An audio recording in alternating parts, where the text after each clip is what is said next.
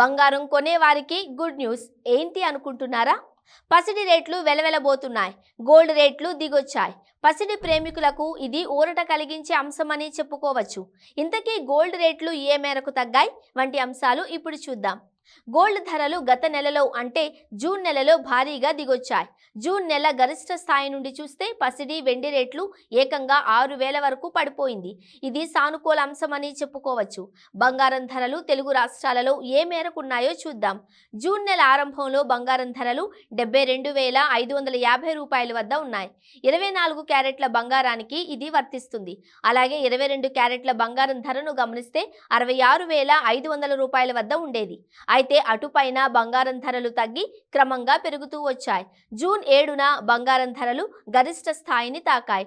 నెల మొత్తంగా చూస్తే ఈ రోజు పసిడి రేటు భారీ స్థాయికి చేరింది. గోల్డ్ రేటు 73,750 రూపాయలకు చేరింది. ఇది 24 క్యారెట్లకు వర్తిస్తుంది. ఇక 22 క్యారెట్ల బంగారం ధరను చూస్తే 67,600కు పరుగులు పెట్టింది.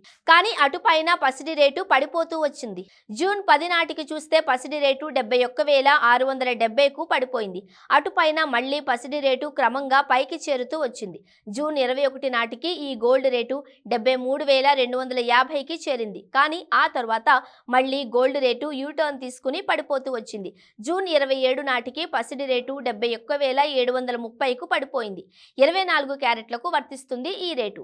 అదే 22 క్యారెట్ల బంగారం ధరను చూస్తే పసిడి రేటు 65,750 రూపాయలకు దిగొచ్చింది. ఆ తర్వాత మళ్లీ పసిడి రేటు క్రమంగా పైకి చేరింది. జూన్ 30న చూస్తే గోల్డ్ రేటు 72,280కు ఎగసింది. అంటే గత నెలలో బంగారం ధరలు పరిశీలిస్తే గరిష్ట స్థాయి నుంచి బంగారం ధరలు ఏకంగా 2,000కు పైగా పతనమైందని చెప్పుకోవచ్చు. బంగారం కొనుగోలుదారులకు ఇది ఊరట కలిగించే అంశమని చెప్పుకోవచ్చు.